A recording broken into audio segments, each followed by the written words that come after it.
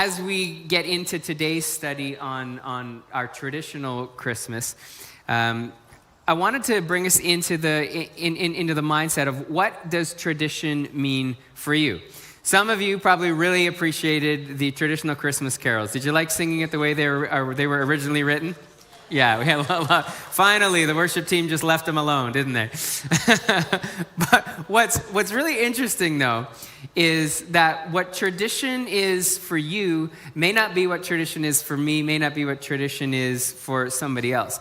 For some people, when you think traditional Christmas, you think British, English, Elizabethan era Christmas, and I think we have an image of what that might look like for you. Can we pull that image up? Yeah, you're thinking of a Christmas carol, somebody in a top hat. You're going back to England 200 years ago. When you think Christmas, you think, well, it's got to be what it looks like in England in the early 1900s.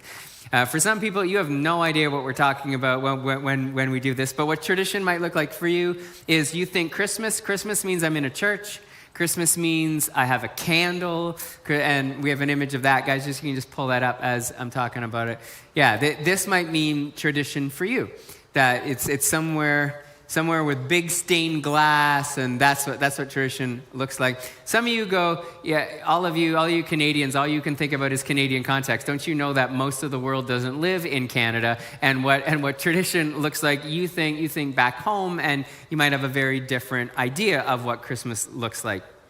But that's the thing, is that we all have our own idea of tradition, and then when we come together, it's like, well, how come we're not doing it the traditional way? We should do it this way. And what you're saying is we should do it my way, is really what you're saying. And you're saying everybody probably has the same tradition. Well, that's not true.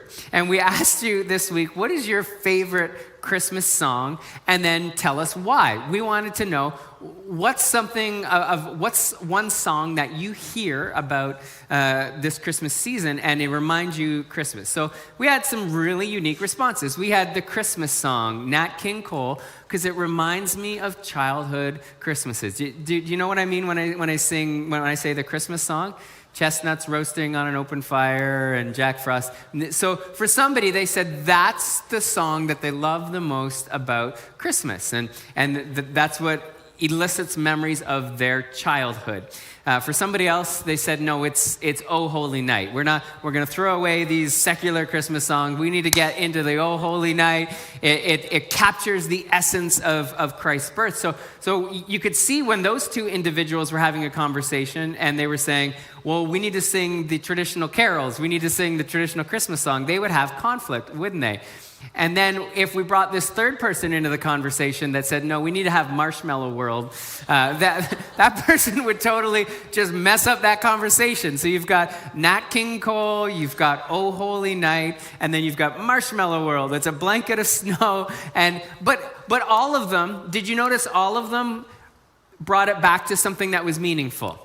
Somebody said it was childhood. Somebody said it was Christ. Somebody said, no, it's divine when I look out over, or when I imagine a marshmallow world, it's divine to picture God's creation covered in snow.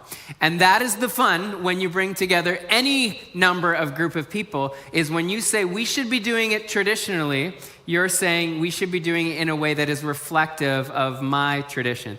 So I want to even poke a little bit further into this today. If you're here with a friend or a family member, I just want you to turn and have a conversation for a moment. And let's put this discussion question up on the screen. What's a Christmas tradition in your family that you, and I'm just going to say wondered. I'm not even going to say you wish would change.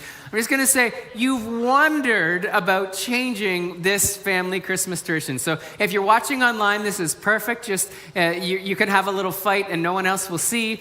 Here, try to keep it a little subtle. But what's a Christmas tradition you've wondered about changing in your family? Just go ahead and have that conversation.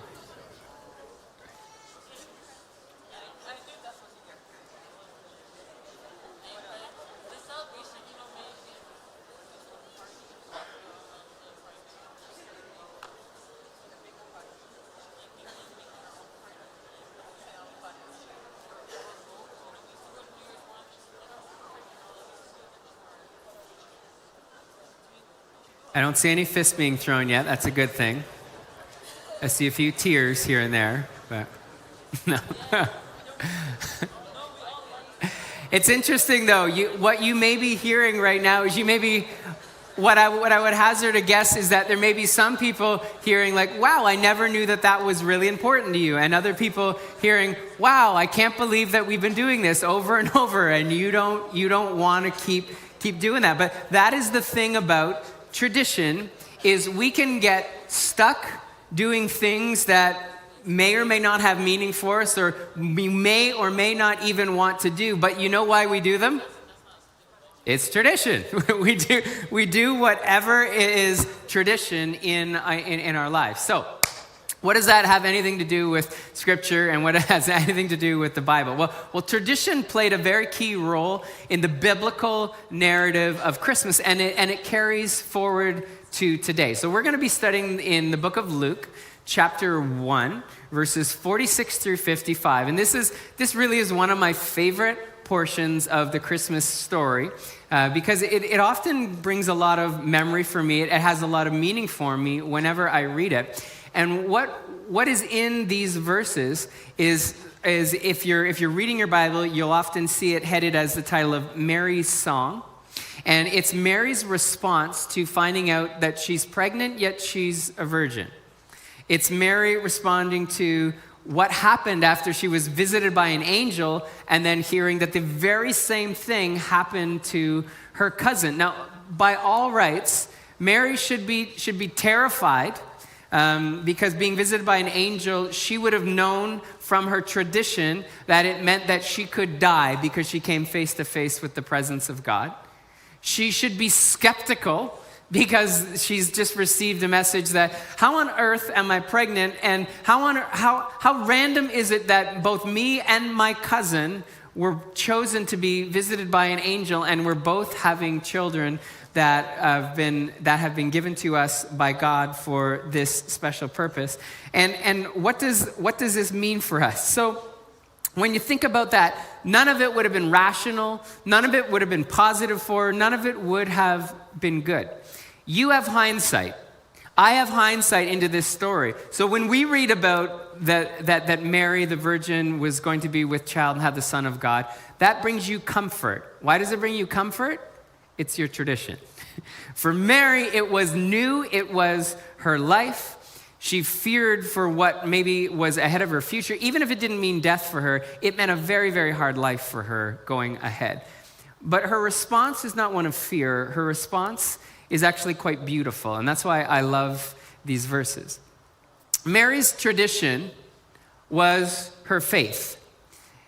And that's what we want to wrestle into today, where we want to dig into and wrestle with, is that there are traditions of our culture that can come and go, and they really should not be of consequence to us. They can elicit memories, they should be nice for us, but they really should not be anything that we fight for and we say, no, God's presence is in a tradition of culture. What we should lean into is the tradition of what God has established in our lives. Because what we see in Mary's life is, because her tradition was rooted in knowing the scriptures and knowing the stories of God's faithfulness and knowing the promises of God, Mary has peace in what should have been a terrifying season of her life. Everything about her life was about to change for the worse, really. She was to have a baby at 13 or 14 years old. She was to be an outcast. She was going to be judged. There was going to be studies or rumors told about her. And yet we know that God had great purpose for the better. And the only reason she knew it was for the better is because she knew the story of the Messiah that would be born of a virgin, that would be sent to deliver his people. And so because she was not locked into the stories of just her culture, she was locked into the stories of the scripture, everything changed about her. And it made this terrifying experience one that she could meet God in. And so today what we're going to walk through is Mary's response in her song. And I hope it challenges each of us to consider, what are the traditions that we hold as non-negotiable? And what are the ones that are going to carry us through life's changing seasons. So let's jump in and study. I have 3 thoughts for you. If you're new with us, all of these thoughts and all of these scriptures we're going to study today are in our church app. Go to the App Store or the Google Play Store. You can find the Portico Community Church app. They'll also be on the screen for you. So let's look at traditions of Christmas. Here's what we see in Mary's story. The tradition that she knew, number 1, is that God shows favor to the humble. If Mary had any doubt why God would choose her for this role, it was because she knew that historically, God chooses the humble things of the world for importance. And because she knew that, this was why this would not have been shocking to her. When God was selecting someone to fight the giant Goliath, the one who was keeping Israel they were captive, they were going to be subject to them. Who was the one that was selected to fight Goliath? It was the youngest brother in the family, the one that was not even in the army. It was the shepherd. When there was going to be a leader who would not only save the nation of Egypt, but rescue Israel out of the desert, out of famine, who was chosen?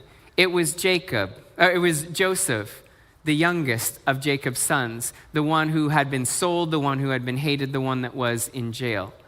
Who was anointed as leader of Israel to then take them out of Egypt, to challenge Pharaoh? It was Moses, the one who was shamed and had been chased out of Egypt, the one who stuttered or was slow of speech.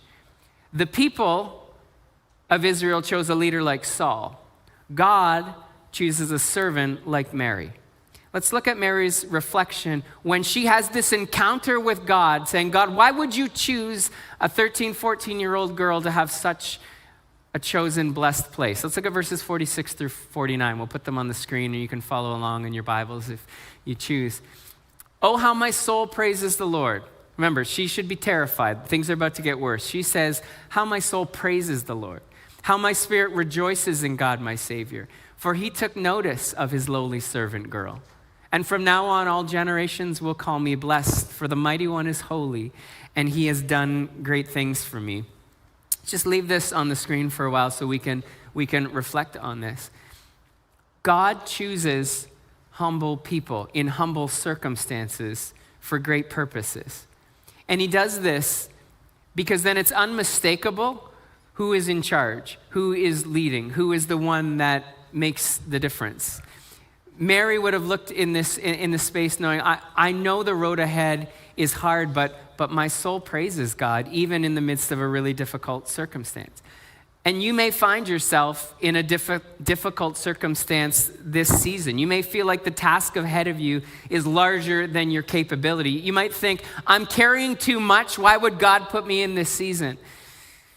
Mabel, you and I were already having this conversation this morning. We took the last 10 minutes. Why would God put you in this situation? What on earth could you say about what you're walking through right now? God chooses the humble for great purposes. Mary's response is unbelievable, and it doesn't make light of difficult times. But in her difficulty, she says, how my soul praises the Lord, how my spirit rejoices. He takes notice of even his lowly servant girl. When you're in a space when it's beyond what you can handle, you need to know that these are the spaces that God can actually bring something beautiful out of us. Our culture is countercultural to who God is. Our world is made up of highlight reels of people showing off their strengths and their talents and their successes and their goal achievements. We see this on our social media reels, right? And there is nothing wrong with investing hard work and discipline and working for achievements. I'm a person of extreme discipline. I live by this idea of, if I want to put my mind to it, you will not outwork me. You can work the same as me, but you will not outwork me. When it comes to athletics, I will put in countless hours any week. When it comes to education, I've gone back and got different degrees. When it comes to music, I want to learn every instrument possible. You will not outwork me. I will fight you in the amount of work that we put in. But when I reflect on this is why I believe my God-given purpose isn't in any of those areas. Because those are the things that Rick achieves. Those are the things that Rick does with his hard work, and there's value in that. When God calls us to something, you know what I notice? We're under-equipped. We feel like I've been put into a place where I wouldn't be regularly chosen for that. It doesn't mean I don't work hard at that discipline. It doesn't mean that I won't learn and grow. But the gap between our ability and our calling is actually where we should find comfort. Because I know that who does God choose? He chooses those who are in humble circumstance and of humble mindset. Here's what Peter taught us to reflect on, 1 Peter 5 and 6. He said, humble yourselves under the mighty power of God, and at the right time, he will lift you up in honor. Peter did not say, work harder, brag about it, show your exploits, because then you can demonstrate how great you are at something. No, he said, humble yourself under the mighty power of God. Because tradition will tell us, we will see it. If we lean into humility, anything that brings us to a humble place, we know that then it is only God in the right time who lifts us into places of honor. To step into the places that God has called you to actually give light, give hope, give life, will require stepping into places that are beyond our capability. And this is Mary. God takes notice of a humble girl who was faithful and brought her into this place where all the generations call her blessed. She was not married, so she was not ready to be a mom. She was not old enough to be given the responsibility to lead the nation, to be the mother of the Son of God. And yet, we look back on her now and call her blessed. It's a sacred tradition of the church to look around and remember God chooses the humble ones. And when we understand this, these are the reflections that actually bring us through every circumstance in life that we would face that might overwhelm us. Because we can be sure that nothing is too big for God, which is our second thought here today. Is that not only does God choose humble, God is faithful through generations. And any tradition that brings us back to a place that reminds us that God is faithful through generations is one we want to hold on to. When Mary comes face to face with the angel and she hears about God's purpose for her, what do you imagine goes through Mary's mind in that moment? Do you think that she imagines, well, finally, God has finally brought me to the place where I'm supposed to be? Now, I imagine that Mary went back to the stories of God's faithfulness. Let me go back to those examples that I spoke about earlier. David was chosen to fight Goliath. He was the youngest. David was not a warrior, and yet God chose him. God had used some meager preparation times when he was out in his fields and said that, well, I fought wild animals and I learned to use my sling. And God says, you're in the right spot because I'm faithful even when you're not prepared. David had to reject the king's armor and battle as God had prepared him, not as God had prepared Saul, who was the people's chosen king. God chooses humble and those who are humble, and then he's faithful to bring success. Joseph, who was the one who was going to bring Israel out of the desert when there was a famine going on. Joseph was the one that was going to prepare Egypt to withstand 7 years of famine. Who was Joseph? He was no leader. He was no politician. Joseph was a shamed brother. He was chased out by his brothers. God gave him the ability to interpret dreams. God gave him foresight that saved 2 entire nations. But he was no political leader, and yet God was faithful to bring him success. Who was Moses? Moses was a fugitive. Moses was not a good speaker, and yet he went toe-to-toe with Pharaoh, and then he led the people through the wilderness for 40 years after God had sent him to the wilderness for 40 years. What do we learn from Mary? Not only does God see the humble, but he lifts them up, and he carries them through because of his faithfulness through generations. Let's look at verse 50 and 51. This is what Mary reflects on in her song. He says, he shows mercy from generation to generation. To who? To people who fear him. And then we're able to say that his mighty arm has done tremendous things. What was the same of David? David said, I don't trust in Saul's armor. I trust in what God has prepared for me. What was Joseph? I don't need to be a political leader. When God speaks to me, I just share what God speaks to me. Moses knew, I can't speak to Pharaoh. It will only be as you empower me. And this is Mary. Mary saying, I'm not prepared, and yet I know, Lord, that you will provide for me. The reflection I had on this for our own Christmas traditions, I wonder, what are the kinds of stories that you share with your family during this Christmas season? Mary lived in a world of oral tradition. Every one of these Bible stories Mary would have had told to her by her family, by those she gathered around with during times of family celebrations. Storytelling is it's not something we do in our day and age. You know why? Everybody has a phone. I don't need grandma and grandpa to tell me stories. Why? There are amazingly funny stories on social media, right? Okay, I know you don't have to actually affirm that, but the reality is that's what we do, right?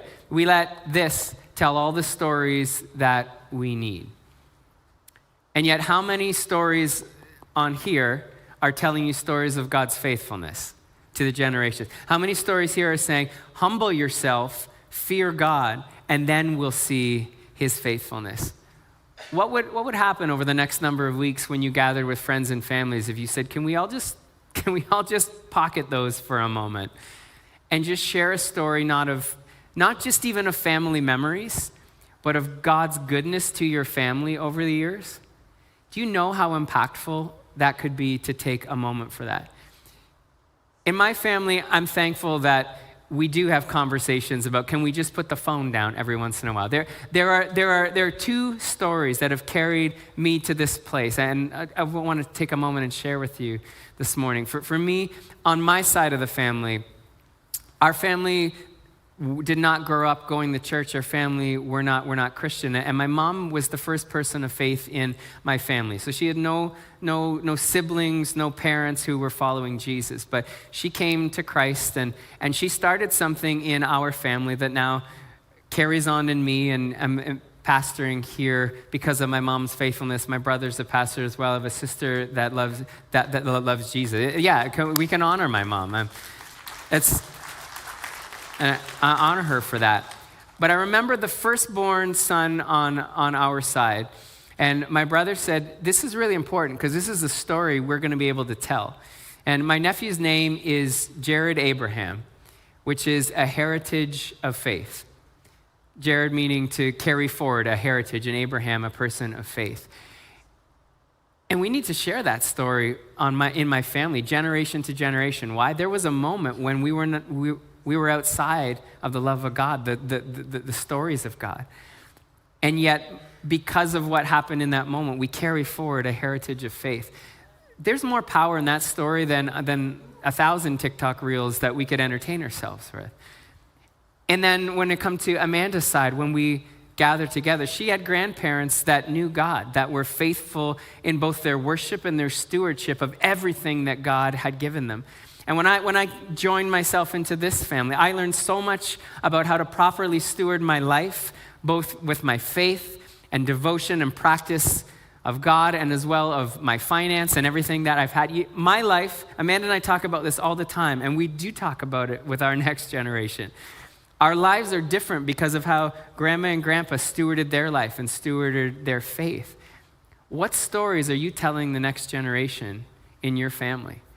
Grandparents, here you go. Here's permission. Over the next couple of weeks, you talk as much as you want about the goodness of God. And you look at your grandkids and say, put the phone down and listen to the stories of the goodness of God. Parents, lead your kids. I know they want to watch something. Tell them to stop and listen because they need to know about the goodness of God. The reason why Mary was ready to trust God was because somebody told her that God was faithful to David, and God was faithful to Joseph, and God was faithful to Moses.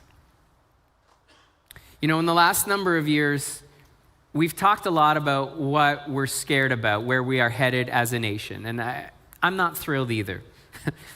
But Mary lived in a world that was controlled by Rome. And if you know history, you think we're in a bad state. Well, Rome was brutal with how they conquered nations and what they did with their empire. We think about the cross. You know, the cross is not just the story of Jesus. The cross is the story of Rome when they wanted to shame people. That was common. And there were skulls on spikes leading into towns to remind people of how brutal Rome can be. They were over-sexualized in just their common practice, let alone in their worship practices. And there was slavery, and it was just a fluid thing in their lives. You know what Mary's reflection brought her to? It even extended to the leadership that she experienced with Rome in that moment. And let's put up verses 51 and 53. Mary says this, you know what God's goodness, God's faithfulness? He scatters the proud and the haughty ones. He has brought down princes from their thrones and exalted the humble. He has filled the hungry with good things, and he sent the rich away with empty hands. Mary was not concerned about what was going on in Rome. She was concerned about the goodness of God and the faithfulness of God. And so when I hear the stories of God's faithfulness, I can look at my country, I can look at the state of our world, and I can go, you know what, I'm not as concerned if Canada is a Christian nation as I am concerned about making Christians out of Canadian people. I'm not, yeah, sure, there's something we think about. Let's not be so worried about what's happening politically. Let's be worried that we're sharing the goodness of God with people. God will fight the battles that I need. God will bring down the proud. God will bring down that word haughty, that it's just another word for pride. Do you trust that God will be faithful to those who are humble, to those who fear? Honestly, do you believe that God will be faithful to us as a generation if we fear him, if we are humble? I said we need to begin today thinking about what are the traditions that will help us. What are the traditions we need to carry forward? The traditions we need to carry forward are those that remind us that God is faithful to those who fear him, that God is faithful to those that are humble, not to those who fight their own battles. The tradition of Mary positions herself here because, and where we end our final thought today is that God fulfills his promises. It's point 3.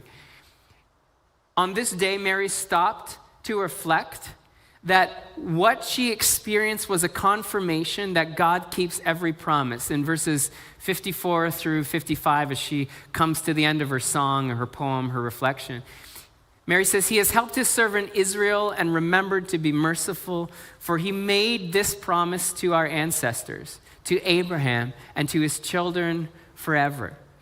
Every promise that God has ever made, he will be faithful on. And that's a place that gives me great confidence, regardless of what I face today, regardless of what the challenges are, what's going on in our political world, what's going on around all of the world, what's going on in my individual life. Consider God's promises to us today, everyone. When we are blessed when we're what? When we're brokenhearted and we realize our need for him. That's a promise that Jesus taught in Matthew 5. God said that we are blessed, his Spirit is with us when we work for peace, when we are merciful, when our hearts are pure. God says that we never need to seek out revenge because revenge is his, that is for God. What do we need to seek for? Just faith and trust him. God says that he came once, Emmanuel, God with us, and he's coming again. The traditions, the reflections, the things we need to carry forward are the traditions that were important to Mary, that we have confidence in our God who will be faithful when we are humble, when we await his promises.